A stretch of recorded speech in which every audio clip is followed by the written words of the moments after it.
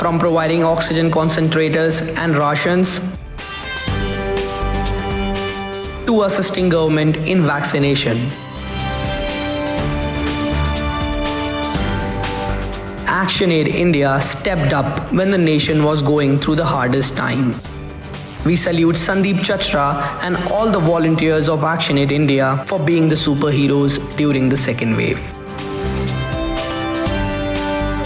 Hello and welcome. You're watching NewsX Second Wave Superheroes. Now, while the country was dealing with pandemic, there were people who stood out and helped thousands of people. Today on the show, we have Sandeep Chachra, Executive Director of ActionAid Association and co-chairperson of World Urban Campaign. We welcome you to the show, sir. Thank you, and thank you for inviting me here. And greetings to all the viewers. It's nice to be here. I want to take this space and opportunity to celebrate and express gratitude to the countless brave women and men and children as well. And among them, those who've also been in very vulnerable situations, actually who stepped out despite their challenges to offer hearted support to those in need. I think it is this collective heroism that I think it's time beyond individuals to celebrate this collective heroism and heroism of countless people. And among them, I want to take this opportunity to express gratitude to the 46,000 people who worked with us for this cause, and my own teams across 20 states of 400 plus people, the social organizations we work with in districts, in blocks, at the state level. So it's time for us to celebrate that. And thank you for having me here to share this journey with you. Thank you so much, sir. So I would just like to begin with, how did you help thousands of people along with your team? How did this start? See, the face of the second wave is that of the oxygen cylinder, the face of death, the face of health, and it was essential to save lives and future. And that's what we've attempted to do in our way. We are a part of the wider ecosystem. In our own humble way, we've done precisely that. In the last month and a half, working together with the thousands of volunteers and teams that we spoke to, we've actually reached out. We set up initially with helplines and help desks.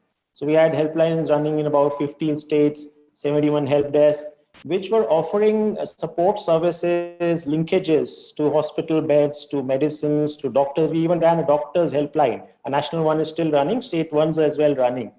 So that's what we did to link them up with doctors, medicine, oxygen cylinders, hospital beds, and any other support that is needed, oftentimes ambulatory services. So that's what we did. If I sort of look at the last 2 weeks, we've had some 28,000 plus calls for support across these 20 states, so 15 to 20 states. And we reached out in a minor way or a major way, actually, to over 24,000 people. So that's one of the first things we did. Among the very important and, I think crucial second thing that we've been doing, and it's unfolding still, is to strengthen the public health infrastructure and outreach. So at the district level, at the block level, and this we've done through the following. We've set up COVID care centers essentially across blocks and districts in partnership with district administration. Two days ago, our 16th such COVID care center was inaugurated in Dudhi block of Kushinagar district in eastern UP. So this was our 16th. We are in the process, and we began this about 15 days ago to distribute and support oxygen cylinders. And this is being done across 200 districts, 6,500 oxygen concentrators. Actually not cylinders, concentrators and cylinders, both 6,500 concentrators are being reached out to district and block level, community healthcare centers, primary healthcare centers, other COVID facilities, even at the state level. Along with this are other items which are needed, the thermoscanners, the oximeters, the PPE kits for frontline workers, particularly for vulnerable workers. That's also we've been distributing. So that's the second thing that we've done. The third thing that we've done is essentially, and that is again a process unfolding. We've set up, we are in the process of setting up COVID childcare facilities in the pediatric wards. This is being set up in Patna this week. and then later in Madhupur in Jharkhand. And we have plans for 3 more such facilities. So in total 5 for now, may expand depending on resources that we are able to solicit. In addition, the other important thing is setting up oxygen plants. So by the second week of May, our first oxygen plant, which we supported to a COVID care facility in UP, in Noida, was set up. It's a PSA concentrator oxygen plant. 4 more such plants are being set up at this moment now. So that's all. That's what we've been doing on the medical front. But the more important thing, and I want to sort of touch on that, is the question of vaccination. The more we vaccinate, the safer everybody will be. Now, depending on levels of vaccination, our effort is to reach out vaccination awareness as well as awareness in COVID appropriate behavior to far-flung areas, to rural areas, to communities which don't have such access. And we are currently in 120 districts working on these micro campaigns. And we're using innovative ways.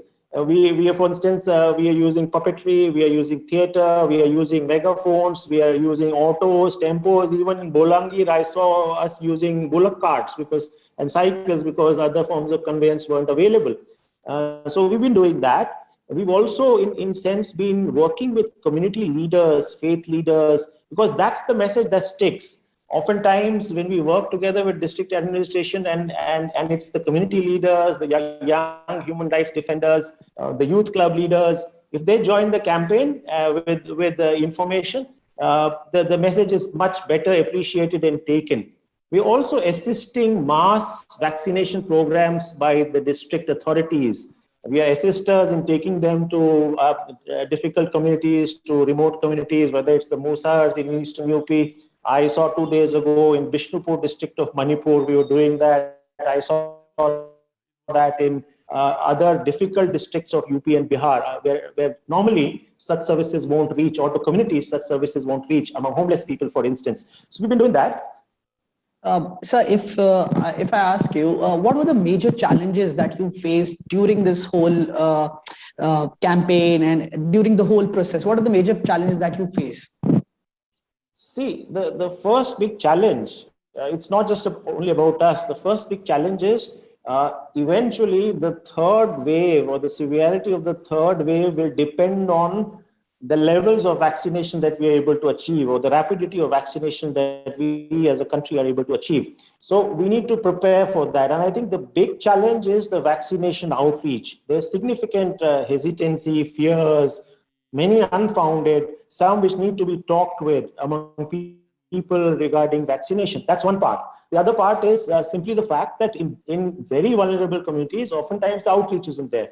So I think that's one of the big challenges that I'd like to identify in our successful efforts towards universal and free vaccination. I think that's something we need to quickly address. And strengthening public health infrastructure in institutions. You see, the more facilities we have, which people can access free, the better chances of their survival would be. So I think that's the other big challenge. Yeah, so now the cases are declining and everything is somewhat settling down. What does the future look from now on? What does the future look from now on? See, any such crisis, and this is a world pandemic and a world crisis and an Indian crisis as well at the same time, carries transformation. Well, let me correct it historically, carries potential for transformation. So whether we are able to enter that doorway of structural transformations to address the unequal past, to secure just and equal futures for all in our country, would depend on a lot of things. Crying out, for instance, is a tall need for a caring society.